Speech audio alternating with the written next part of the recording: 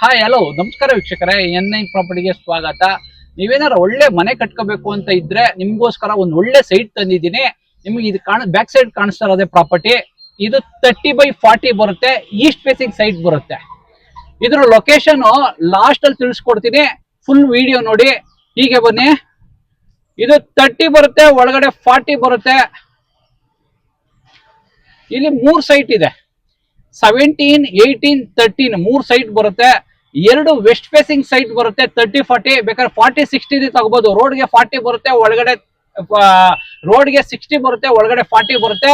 ಇಲ್ಲೊಂದು East facing 30 road ಬರುತ್ತೆ, ಒಳಗಡೆ 40 ಬರುತ್ತೆ. ಟೋಟಲ್ 3 ಸೈಟ್ ಇದೆ ಇಲ್ಲಿ 30-40.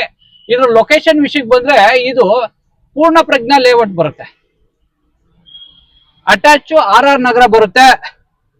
ಈ ಪ್ರಾಪರ್ಟಿ ಮುಂದೆನೆ ನಿಮ್ಗೆ ಇದು 30 ಫೀಟ್ ರೋಡ್ ಬರುತ್ತೆ.